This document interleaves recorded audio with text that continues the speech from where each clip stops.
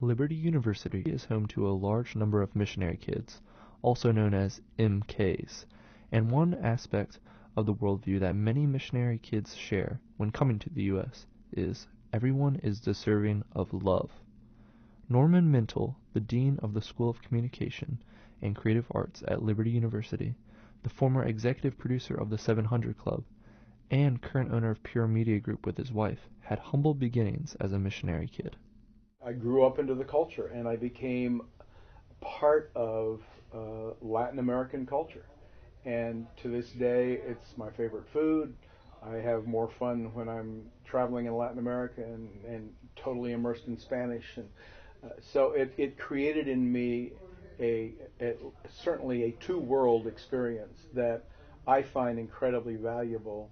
And I wish that we could get people to have greater world experience rather than just 2 weeks on a missions trip when you're in high school.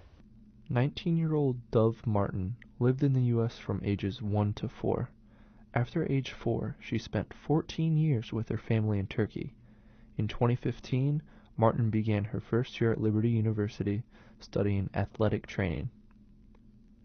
I noticed that for me, I have a wider perspective on like people and places in the world than a lot of other people that have just grown up in the U.S. Like, I am very much not.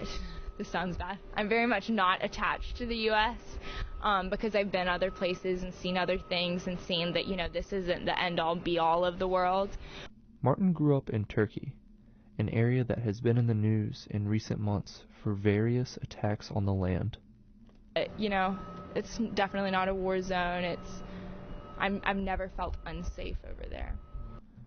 Richard Bright grew up in the tribal area of Naplud in the Philippines till the age of 10. After living in Puerto Princesa and attending school in Manila, he found his way in 2015 to the rolling mountains of Lynchburg.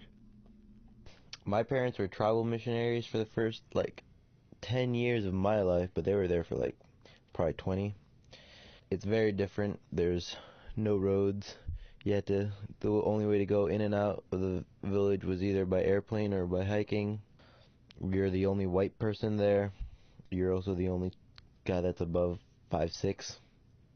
Mintle, Martin, and Bright all have one thing in common. They all grew up as missionary kids, and that experience has forever shaped their worldviews. Richard Bright's life draws some comparisons to Tarzan. Bright wasn't raised by great apes like Tarzan was, but he did grow up in the jungle and had 2 wild parrots named Mac and Jabber as friends. Life in the Philippines was not always a fun time for Bright. There are moments where I think back and there were tough things that I saw that you don't really see in America. What tough things did you see? I guess in third world countries you get to see you can see a man in its darkest moments sometimes. I've seen kids throw rocks at another kid with no legs and no arms. I've seen mothers giving their 3-year-old children glue to sniff so they don't feel starving anymore.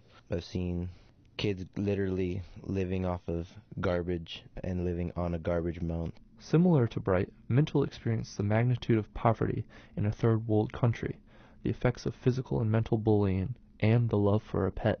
I grew up being a minority.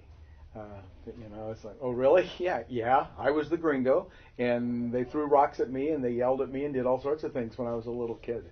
During the 1960s, Mintle and his family moved to Costa Rica.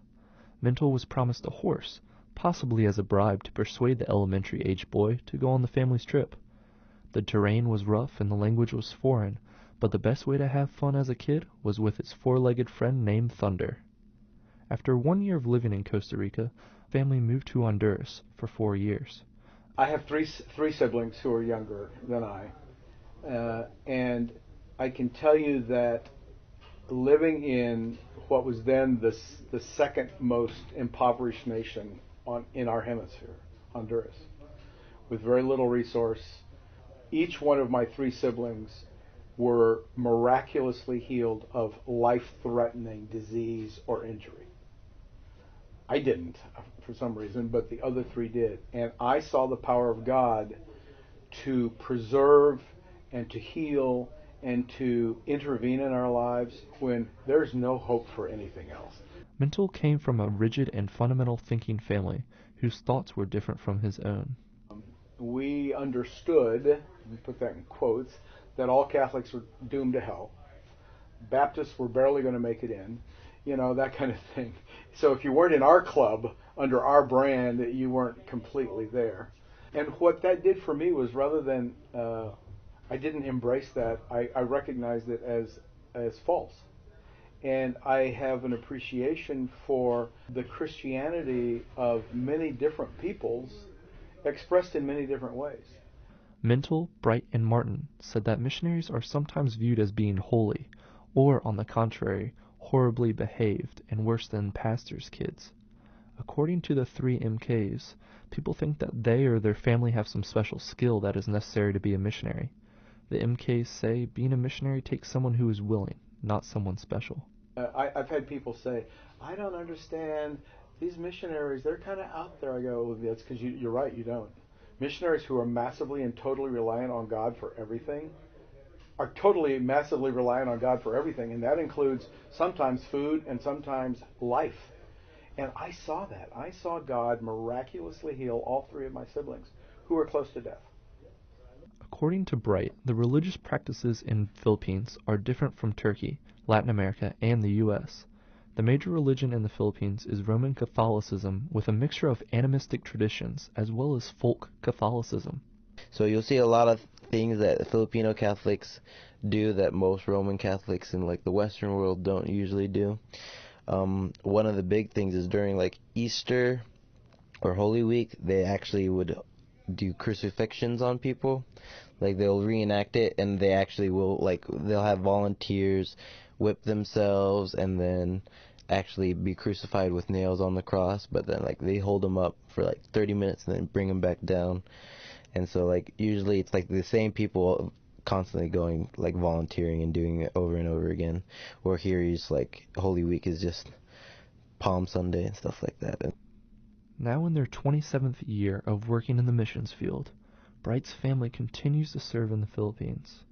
Bright lived around those with different versions of Christianity, and Martin says she was comfortable growing up in a Muslim culture. Martin understands what it is like to live in an area where your beliefs are different from those around you. God loves Muslims. Like, that has been a really, really big thing with me over the past 2 years, just with a lot of stuff that's happened, that has been happening recently and everything. I think the big misconception is that, all Muslims are terrorists.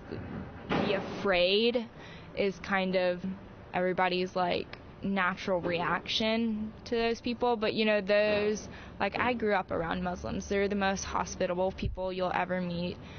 They're some of the nicest people that I've ever met. And it's really, really discouraging, because the moment you start to fear something, that's going to ruin your ministry. According to Martin, Turkey is 98 to 99% Muslim. If I was a Muslim, I would much rather have somebody come talk to me and ask me what I believe and everything, and first just get to know me on a friendship level, than having somebody try and convert me. I think being loved and cared for is like a universal thing, a universal language, something that everybody understands. So, make sure that, like, you're loving and caring for a person, and from that, you'll have the desire for them to know Christ, because that's out of a genuine love for somebody else. The worldview of a missionary kid includes the ideology that God's love is for all people. So my experience, it was amazing and glorious, and I wouldn't trade it for anything. It left me with 2 languages that are perfectly naturally mine. It left me with a deep, deep appreciation for the rest of the world, and an understanding that the United States isn't the center of God's universe. That doesn't mean I don't love my country and I don't respect it, and I'm not going to take a knee during the singing of the national anthem. But it does mean that I recognize that we ain't it all. And a lot of Americans and a lot of American Christians seem to think that God created the whole universe just for this country. Well, this country is going downhill pretty fast. My concern is not only for this country, but my concern is much broader. I have a world vision for what we can do in our school and with our students. And I think that all comes from being a missionary kid, an MK. And it comes from a deeper understanding that we're not alone in the world and that there are people of value.